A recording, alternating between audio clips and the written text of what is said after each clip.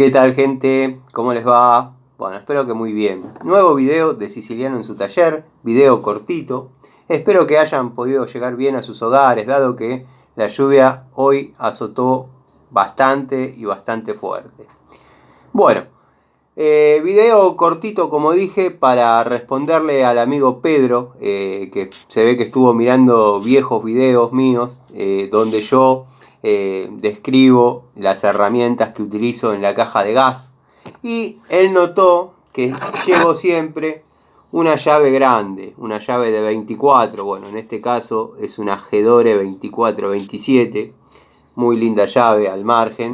También podía llevar esta, que es una Inafor de 24. En fin, él notó y le llamaba la atención para qué se utilizaba la llave 24-27 o si simplemente la llevaba por una cuestión de tener una llave más.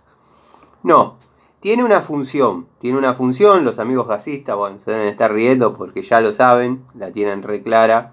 La llave de 24, en este caso tiene 27, pero por una cuestión de que en algunas válvulas de alivio va el lado 27. Pero bueno, la finalidad de la llave 24 es cuando tenemos que apretar los pilares de medidor. Bueno, son pilares de aluminio. Esto está más o menos normalizado, que va la llave de 24 y ajusta y afloja perfectamente. Si bien esto lo podríamos hacer con una llave francesa, créanme que la llave francesa acá son dos caras muy delgaditas y poco anchas. Si observan, este pilar está marcado, producto de haberlo apretado o aflojado con una llave francesa o una Pico del Oro o cualquier otra llave con dientes.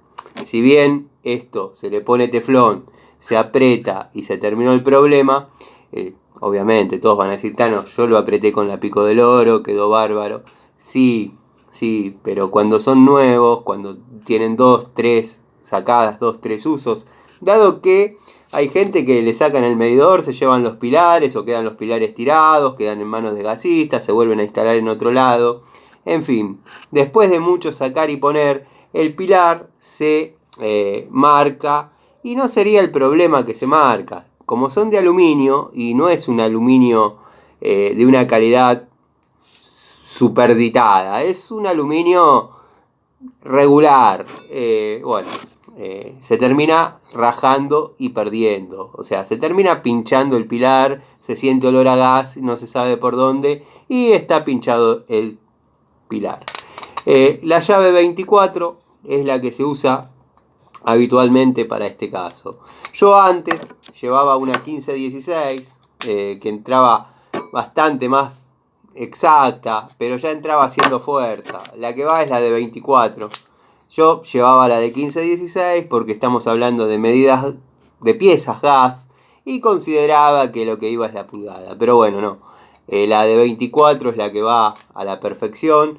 Se puede apretar y aflojar el pilar sin dañarlo, que es lo importante.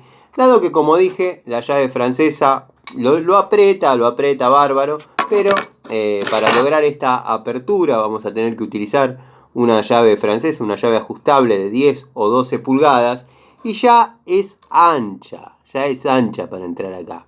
Entonces, cuando esto empieza a apretar, termina quedando la rosca, la francesa contra la rosca y contra la contratuerca del pilar. Si usamos una Pico del Oro o alguna llave dentada, como dije, cuando esto empieza a tener su torque, que es mínimo, se empieza a marcar y lastimar. Ahí es donde, con el paso del tiempo, se termina pinchando el pilar. Con la llave 24 queda perfecto. Esto es para responderle al amigo que estaba interesado en saber por qué llevo en mis cajas una llave 24-27. Podría ser una 24 en este caso. Siempre de boca, ¿no? Obviamente. Siempre de boca. En lo que es plomería, gas, se utiliza todo llave de boca. Estría es muy poco porque después no se puede sacar. Obviamente acá tampoco iría. Es una cosa lógica y obvia. Pero bueno, la de 24 para los pilares, que no es una casualidad. Acá tengo uno, acá tengo otro, va la de 24, acá tengo otro que me falta la tuerca, pero o sea, es la llave que va para eso. La de 27, en algunas prensas topas de llaves de paso, de media, va, en algunas, va. Y si no, en lo que es la válvula de alivio, que ya he hecho un video descriptivo hoy. Espero que haya sido de su agrado. Les dejo este dato, esta curiosidad. Podría ser un CC Tips, pero bueno, nada. Es simplemente responder para qué yo llevo esta llave. Les mando un saludo.